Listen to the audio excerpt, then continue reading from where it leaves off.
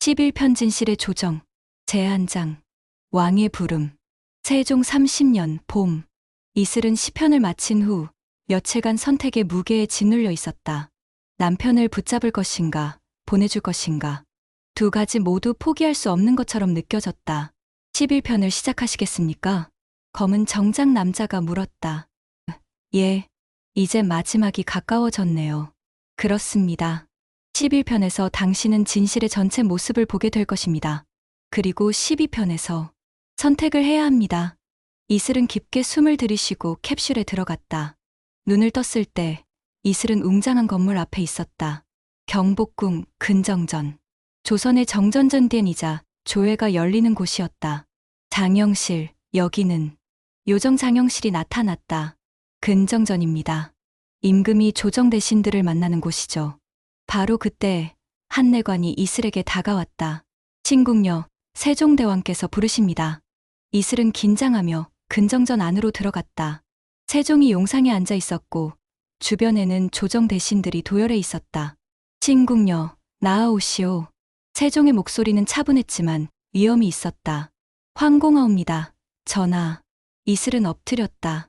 경은 그간 여러 사건을 해결했다고 들었소. 과인은 경에게 물을 것이 있소. 말씀하시옵소서. 윤지훈이라는 의원에 대해 아시오? 이슬의 심장이 뛰기 시작했다. 알고 있습니다. 전하. 과인도 그를 알고 있었소. 훌륭한 의원이었고 백성들을 진심으로 돌보는 자였소. 과인은 그를 내 의원에 두고 싶었소. 세종은 잠시 멈췄다. 하지만 조정의 반대가 심했소. 노비 출신을 등용하면 신분 제도가 무너진다는 것이었소. 이슬은 눈물이 날 것 같았다. 경은 그의 죽음에 대해 알고 있소?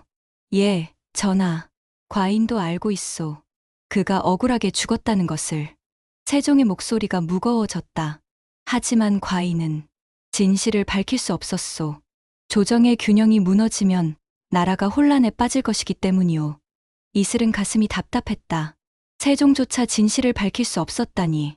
바로 그때 밖에서 급한 발소리가 들렸다. 전하, 대사관 이정빈 대감께서 집무실에서 피살되셨습니다. 제두장, 조정의 풍경. 이슬은 급히 사원부로 갔다. 이정빈의 집무실은 혼란스러웠다. 시신은 책상 옆에 쓰러져 있었고 머리에서 피가 흘러나왔다. 옆에는 무거운 벼루가 떨어져 있었다. 장영실, 이건 벼루로 머리를 맞았습니다. 타살이에요. 이슬은 책상을 살폈다. 문서 하나가 펼쳐져 있었다. 윤지훈, 임금께 상소하려 했으나 나타나지 못함. 그 다음 줄은 찢겨나가 있었다. 누군가 일부러 찢어간 거군요. 이슬은 주변을 더 살폈다. 향로 속에 탄가루가 있었다. 무언가를 태운 흔적이었다. 이건 종이를 태운 거예요. 맞습니다. 아마 중요한 문서를 태운 것 같아요. 이슬은 집무실을 드나든 사람들을 조사했다. 첫 번째는 서리아급 관리였다. 그는 30대 중반으로 긴장한 표정이었다. 어젯밤 이 집무실에 들어온 적이 있나요? 예. 대감께서 부르셔서 문서를 가져다 드렸습니다. 무슨 문서였죠? 승정원 일기 중 일부였습니다. 어느 시기이요? 세종 27년 8월경입니다. 이슬의 심장이 뛰었다. 남편이 죽은 시기였다. 두 번째는 내시였다. 그는 50대로 조용한 인상이었다. 당신은 어젯밤 어디 있었나요? 궁궐 안을 순찰하고 있었습니다. 사원부 근처를 지나갔나요? 내시는 잠시 망설이다가 대답했다. 예, 지나갔습니다. 혹시 이상한 점을 본 적이 있나요? 없습니다. 하지만 내시의 눈빛은 무언가를 숨기고 있었다. 제세장, 권력의 음모. 이슬은 밤에 몰래 사원부로 돌아갔다. 이정빈의 집무실을 다시 조사하기 위해서였다. 책상 서랍을 뒤지던 중 이슬은 숨겨진 문서를 발견했다. 윤지훈 사건 관련자 명단. 명단에는 여러 이름이 적혀 있었다. 황희, 이윤석, 박재영, 그리고 이정빈, 장영실. 이정빈도 남편 사건에 관여했었군요. 그런 것 같습니다. 그는 진실을 은폐하려 했던 핵심 인물이었어요.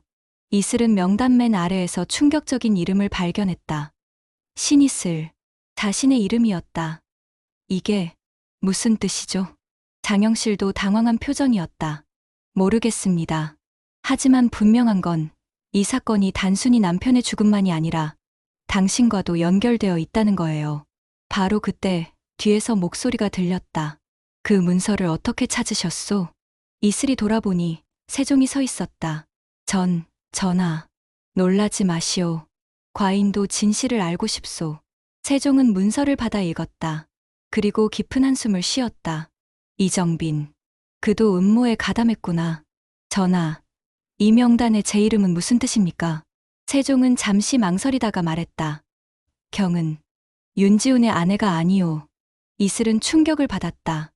무슨 말씀이십니까? 경은 윤지훈의 환생이오. 아니, 정확히는 그의 영혼이 현재의 당신 안에 깃들어 있소. 이슬은 어지러웠다. 그럼 제가 남편이라는 건가요? 그렇소. 당신은 윤지훈이고 동시에 그의 아내이기도 하오. 이 게임은 당신 자신과의 화해를 위한 여정이었소. 제내장, 최후의 전야. 이슬은 모든 것이 이해되기 시작했다. 자신이 남편의 억울함을 파헤치면서 동시에 죄책감을 느꼈던 이유, 남편을 사랑하면서도 후련함을 느꼈던 이유, 모든 것이 자신 안에 남편의 영혼이 있었기 때문이었다. 장영실, 그럼 저는 누구죠? 당신은 신이슬이자 윤지훈입니다. 두 영혼이 하나로 합쳐진 존재예요. 이슬은 눈물이 흘렀다. 그럼 이정빈을 죽인 건 내시입니다. 세종이 말했다. 과인이 조사해보니 내시는 조정 대신들의 지시로 움직였소. 이정빈이 진실을 밝히려 하자 그를 제거한 것이오. 누구의 지시입니까? 황희의 잔당들이오. 황희는 체포되었지만 그의 세력은 아직 남아있소. 세종은 이슬을 똑바로 쳐다보았다. 그대는 남편의 억울함을 밝히겠는가? 아니면 그를 떠나보내겠는가? 이슬은 한참을 침묵했다. 저는 모르겠습니다. 그럼 마지막 편에서 결정하시오. 하지만 기억하시오. 진실을 밝히면 나라가 혼란에 빠질 수 있소. 그러나 진실을 묻으면 억울한 영혼들이 평안을 얻지 못할 것이오. 바로 그때 저승사자가 나타났다. 세종대왕의 말씀이 옳습니다. 이제 당신은 선택해야 합니다. 왜 이렇게 어려운 선택을 강요하나요? 왜냐하면 그것이 삶이기 때문입니다. 우리는 항상 선택해야 합니다.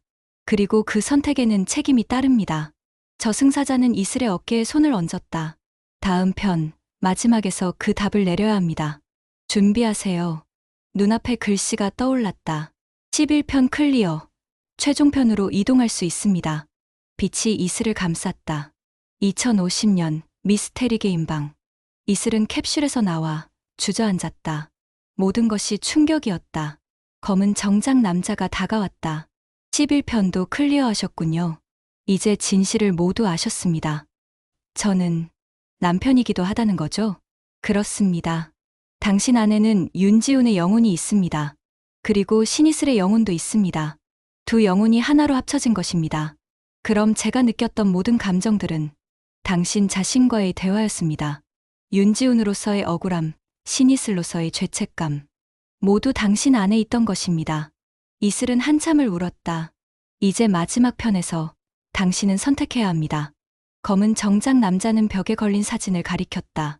사진 속 남편의 모습은 이제 거의 사라지고 대신 이슬 자신의 모습이 선명해져 있었다. 남편을 붙잡고 억울함을 밝힐 것인가? 아니면 남편을 보내주고 당신 자신의 삶을 살 것인가? 저는 아직 대답하지 마세요. 12편에서 모든 것이 결정될 것입니다.